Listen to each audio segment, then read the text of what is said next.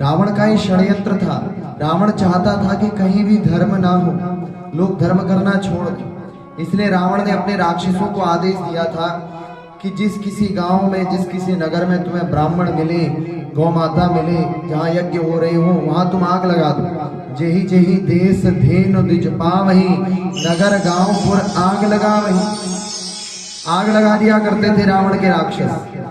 ये रावण का षड्यंत्र था। रावण चाहता था कहीं भी धर्म ना हो। रावण स्वयं तो धर्म करता था, लेकिन दूसरों को धर्म करने से रोकता था। रावण स्वयं बड़ा धर्मात्मी था, स्वयं धर्म करता था। रावण त्रिकाल संध्या करता था, वेद पाठ करता था, स्वयं धर्म का आचरण करता था। इसलिए तो जब रावण मरा तो विभीषण जी ने राम जी से कहा कि गतः सेतु सुनीता नाम कथा धर्मस्य विग्रह। विभीषण जी कहते हैं कि प्रभु आज इस संसार से नीतियों का बड़ा विद्वान और धर्म का विग्रह रावण चला गया। रावण को धर्म का विग्रह कहते हैं विभीषण जी। वाल्मीकि रामायण का ये वचन है, वाक्य है। तो रावण धर्म का विग्रह था। और इसी वाल्मीकि रामायण में ये बात भी लिखी है कि रामो विग्रहवान धर्म, राम जी धर्म के विग्रह हैं, धर्म के रूप हैं राम जी। और ये बात मारीच कहता है स्वयं। तो जब राम जी भी धर्म के विग्रह थे और रावण भी धर्म का विग्रह है, तो दोनों के बीच में लड़ाई किस बात की थी? राम और रावण दोनों ही जब धर्म के विग्रह थे, तो दोनों के मध्य में लड़ाई किस बात की थी? कहते हैं लड़ाई इस बात की थी कि रावण स्वयं तो धर्म करता था, लेकिन दूसरों को धर्म नहीं करने देता था। वो चाहता था कि उसके अलावा कोई और धर्म करे ही ना। वो ऐसा क्यों करता था? इसके पीछे उसकी एक बड़ी गहरी चाल थी, षड्यंत्र था। क्या षड्यंत्र? कहते हैं रावण ने ये वरदान मांगा था ब्रह्मा जी से, हम काहू के मरई न मारे और बानर मनुष्य जाति नहीं बारे। हमें कोई मार ना सके और केवल मार सके तो मनुष्य और वानर। रावण ने सोचा मनुष्य और वानर हमें क्या मारेंगे, इसलिए उसने कहा कि मनुष्य और वानर को छोड़ करके हमारा कोई वध नहीं कर सके। ये वरदान था उसको। तो उसने सोचा कि हमें मनुष्यों से खतरा है, ये मनुष्य कहीं शक्तिशाली हो गए तो ये हमसे युद्ध कर सकते हैं और मनुष्यों के हाथों हमारी मृत्यु भी संभव है। तो अब क्या करें? तो उसने सोचा कि संसार के सारे मनुष्यों को ही हम समाप्त कर देते हैं, मनुष्यों को समाप्त कर देते हैं। कैसे? मार के नहीं।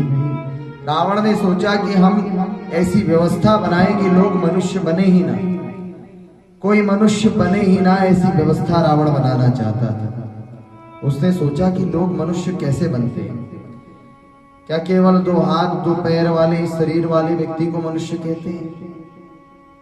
मनुष्य का अर्थ है जो मनु महाराज के सिद्धांत में चले, मतलब जो धर्म का आचरण करे वही मनुष्य है। मानव और मनुष्य में सूक्ष्म अंतर होता है। मानव अर्थात मनु की संतान, महाराज मनु जिनके पूर्वज थे वो सब मानव हैं। लेकिन वो मानव मनुष्य तब बनता है जब वो मनु जी के सिद्धांत का भी पालन करता है। मनु की संतान होते हुए जो मनु के सिद्धांत को माने वो मानव मनुष्य कहलाता है। मनुष्य मतलब जो धर्म का आचरण करे, और जो धर्म से विहीन है वो तो मनुष्य रूपेण मृगाश्चरन्ति धर्मेण हीना पशु भी समान। वो तो पशु के समान है, वो मनुष्य होते हुए भी मनुष्य नहीं। रावण स्वयं धर्म करता था, लेकिन दूसरों को धर्म नहीं करने देता था। स्वयं वो गौ माता की सेवा करता था, गौ सेवा करता था, लेकिन दूसरों को गौ सेवा करने से रोकता था। जहां कहीं भी गौ मिले वहां आग लगवा देता था। स्वयं रावण ने कहा है कि विद्यते गोसु संपन्नम और विद्यते ज्ञातितो भयम, विद्यते स्त्री सुचापल्यम, विद्यते ब्राह्मणे तपः। रावण स्वयं कहता है कि गौ माता से संपन्नता प्राप्त होती है। गाय जहां होती है वहां वृद्धि रिद्धि सिद्धि सब होती है। गौ से ही संपन्नता होती है, गौ सेवा से ही व्यक्ति का कल्याण होता है। रावण ये बात स्वयं कहता है, लेकिन दूसरों को नहीं करने देता। क्यों? क्योंकि रावण दूसरे सारे प्राणियों को मनुष्य नहीं बनने देना चाहता। क्योंकि लोग धर्म करेंगे तो वो मनुष्य बन जाएंगे, और मनुष्यों से ही तो रावण को खतरा है, पशुओं से थोड़ी खतरा है। रावण ने सोचा कि हम इन्हें मनुष्य बनने से ही रोक देते हैं, इन्हें धर्म करने से रोकते हैं। और इन्हें धर्म करने से कैसे रोकें? तो सबसे पहले तो इनको धर्म का जो उपदेश करते हैं उनको समाप्त कर दो। मनुष्य मात्र को धर्म का उपदेश करते हैं ब्राह्मण, जो इन्हें धर्म का मार्ग सिखाते हैं, उन ब्राह्मण को ही मैं समाप्त करवा देता हूं। इसलिए रावण ने सबसे पहले राक्षसों से कहा कि जहां कहीं ऋषि मुनि ब्राह्मण इत्यादि दिखे वहां आग लगा दो।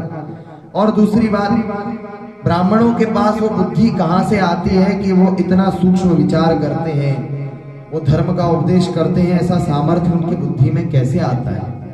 बोले गाय का शुद्ध दूध पी करके, गाय का दूध पी करके, गौमाता के दुग्ध से ही ब्राह्मण की बुद्धि में वो तीक्ष्णता, वो क्षमता आती है कि वो धर्म का उपदेश करता है। इसलिए रावण ने कहा कि गौमाता को ही समाप्त कर दो, कहीं गाय बचे ही ना तो फिर गौ का दूध पी करके ब्राह्मण कैसे बुद्धिमान होंगे। ब्राह्मणों को समाप्त कर दो और गाय को समाप्त कर दो। गाय और ब्राह्मण ये दोनों ही हमारे धर्म के आधार हैं। इन दोनों के बिना व्यक्ति धर्महीन हो जाएगा, धर्म से भ्रष्ट हो जाएगा। इसलिए रावण ने अपने राक्षसों से कहा कि जहां कहीं भी तुम्हें ब्राह्मण दिखे, गौ दिखे, उस शहर में ही आग लगा दो। जेहि जेहि देश धेनु द्विज पावहि, और नगर गांव पर आग लगावहि। रावण के राक्षस आग लगा दिया करते थे। और रावण ने विचार किया कि लोग धर्म करते कहां हैं? बोले भारत में, भारत में ही लोग धर्म का आचरण करते हैं, बाकी देश तो केवल भोग की भूमि है, वहां लोग धर्म नहीं करते। धर्म तो होता है केवल भारत में। तो रावण ने भारत में ही ऐसी व्यवस्था बनाई कि भारत में कोई व्यक्ति धर्म ना कर पाए। धर्म से लोगों को विमुख करना चाह रावण, इसलिए उसने उत्तर भारत से लेकर दक्षिण भारत तक अपने राक्षसों को जगह जगह फैला दिया कि जहां कहीं यज्ञ हो यज्ञों को नष्ट कर दो। रावण ने अपने राक्षसों को नियुक्त किया पूरे भारतवर्ष में कि जहां कहीं भी धर्म हो उस धर्म को बंद कर दो। धर्म होने से रावण रोकता था लोगों को, क्योंकि धर्म की शक्ति रावण जानता था। धर्म का पालन करके ही रावण इतना शक्तिशाली हुआ था। और रावण जानता था कि कोई दूसरा व्यक्ति ऐसे धर्म का पालन करेगा, धर्म के पथ पर चलेगा, तो वो इतना शक्तिशाली हो जाएगा कि वो मेरा ही अंत कर डालेगा। इसलिए रावण दूसरों को धर्म करने से रोकता था। वो नहीं चाहता था कि कोई और व्यक्ति धर्म करे, वो तो ये चाहता था केवल मैं धर्म करूं, केवल मैं ही सर्वशक्तिमान रहूं, मेरे अलावा कोई शक्तिशाली ना बने। शक्तिशाली बनने का, शक्तिमान बनने का रहस्य धर्म में छिपा है। धर्म से ही व्यक्ति को शक्ति प्राप्त होती है। बिना धर्म के व्यक्ति मनुष्य भी नहीं बन सकता, शक्तिशाली बनना तो बहुत दूर की बात है। पूज्य प्रेम नारायणाचार्य जी महाराज की ऐसे ही दिव्य प्रवचनों का आनंद लेते रहने के लिए चैनल को सब्सक्राइब करें। नई वीडियोस की नोटिफिकेशन सर्वप्रथम प्राप्त करने के लिए बेल आइकन को दबाएं। डिस्क्रिप्शन में दिए गए लिंक्स के द्वारा पूज्य महाराज श्री को सभी सोशल मीडिया प्लेटफॉर्म्स पर फॉलो करें। पूज्य प्रेम नारायणाचार्य जी महाराज का ये दिव्य संकल्प है कि श्रीमद् भागवत कथा एवं श्रीमद् वाल्मीकि रामायण कथा के माध्यम से शास्त्रों का ज्ञान जन जन तक पहुंचाया जाए। महाराज श्री के इस दिव्य संकल्प में आप भी श्रीमद् भागवत कथा एवं वाल्मीकि रामायण कथा का आयोजन करा करके सहयोग कर सकते हैं। पूज्य महाराज श्री से श्रीमद् भागवत कथा एवं श्रीमद् वाल्मीकि रामायण कथा करवाने हेतु दिए गए नंबरों पर संपर्क करें।